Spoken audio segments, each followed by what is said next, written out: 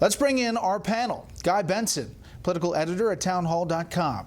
Kristen Soltis Anderson, columnist for the Washington Examiner. Leslie Marshall, syndicated talk radio host and syndicated columnist. Charles Krauthammer. Charles, your thoughts?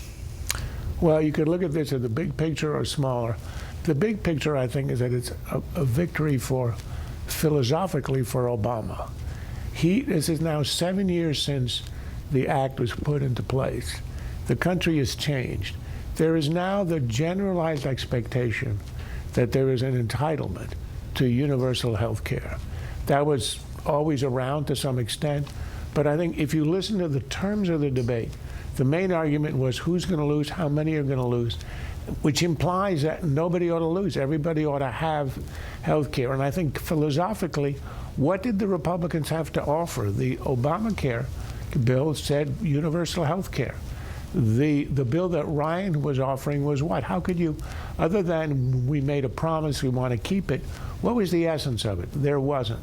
And secondly, there was the technical issue, which is that Ryan crafted a bill to fit the technical requirements of what was called reconciliation in the Senate, which is why he could not include in the bill the things that would have satisfied the conservatives: tort reform, stripping out the requirements for what has to be in every bill, the coverage mandates, that kind of thing, or buying health care across state lines.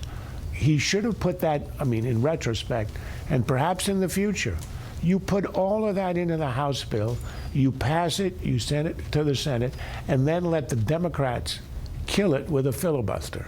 If that's where the country is, let it be that way, and then the Republicans at least will not have a political black eye. Kristen, the president said today not everyone understood how good our bill was.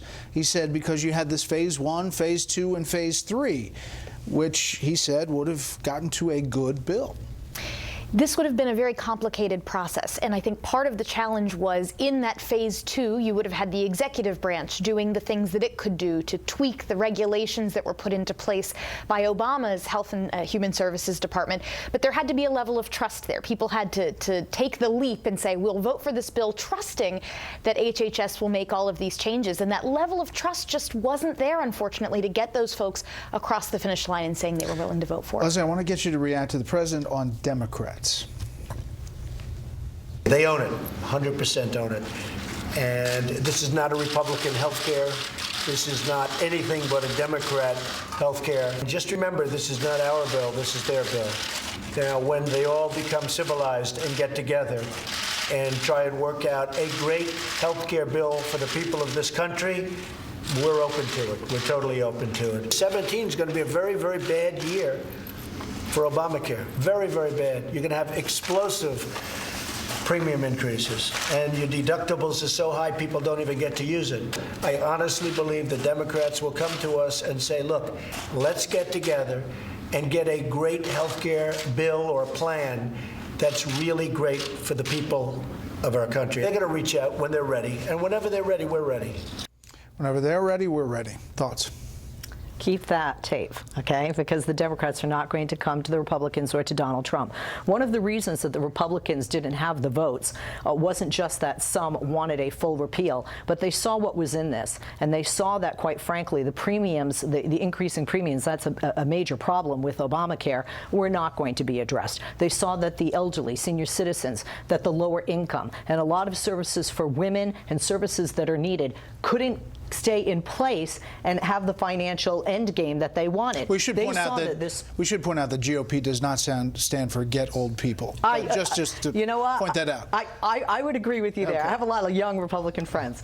And look, this is something I was very shocked, I have to say, as a Democrat, because what I think happened today is Republicans didn't get on what I felt has been an obsession for almost 8 years to repeal or to replace. They even campaigned on it. And today they listened to their constituents. Some people said this isn't a full repeal, but there are others that say, hey, wait a minute, I'm starting to like this, or I don't like what you're replacing it with. And we're looking at Republicans who today were tweeting, look, you know, I had 1,800 phone calls to vote no, and 5 to vote yes. They're listening to their voters, and I think that's what they need to do, and that's one of the problems that Congress has had, that they have not been listening left or right to the American people. A guy that ran on this in 2012, in 2014, in 2016, they arguably got control of the Congress and the White House in part because of this mantra. Yep, in large part. It was one of the only coherent messages out of the Republican Party for the last 8 years. So I think the president's right.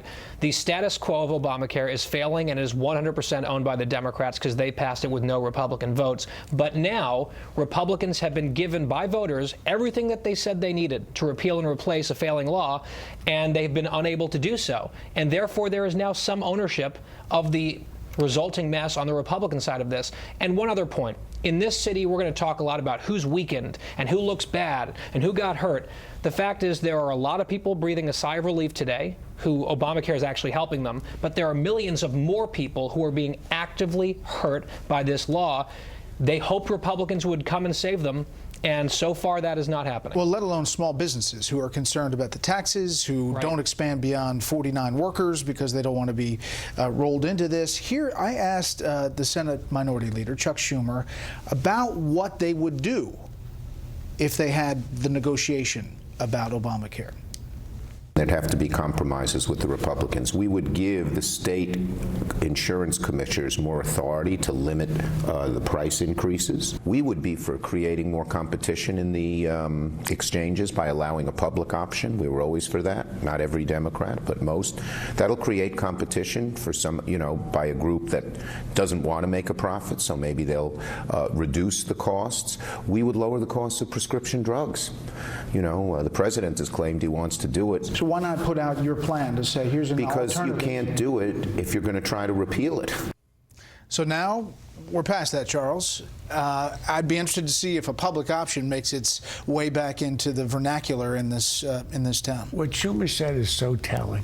Everything he offers is not a compromise halfway between Obamacare and a market-based system. Everything he offered is increase in government, control of health care, and increase in subsidies. The Democrats are going in one direction. When Obamacare explodes or collapses or ends with a whimper instead of a bang, but it's going to expire one way or the other, the Democrats are going to head in one direction and one direction only, single payer. They're going to go to the British system or the Canadian system. That's the logic of Obamacare. It was a jerry-built system which was going to temporarily create an entitlement but would not work because it was financially impossible. So it's financially impossible, it collapses, but they have succeeded in creating an expectation of universal care. And once you have that, that's the reason why the Quinnipiac poll had the reform, the Ryan reform, at 17%. That's pathetic. That's lower than anything ever in Obamacare. So what we're going to get is, in time, Democrats are going to go to single payer, and Republicans are going to try to get a stripping away of government control, and I think its time is slipping away. It's the zeitgeist in the country has really changed. Kristen, is repeal officially dead?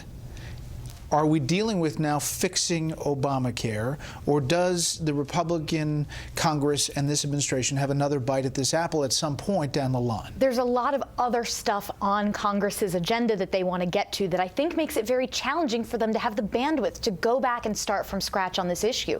Now, President Trump has said, look, he loves making deals, he loves winning, and he said, he tweeted out or has said that he would be interested in working with Democrats to find something, that he would love something that brings them to the table. But of course, if you do that, are you going to be losing the conservatives, the very conservatives who already weren't with this bill?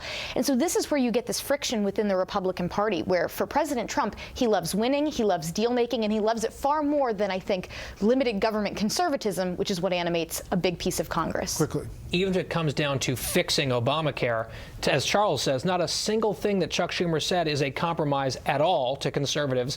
And the right will lose its mind if the Republicans pivot to fix and repair when they've been promised repeal and replace. This is a politically untenable situation. Okay. With that bright moment, we will move on. The panel will be back a little bit later.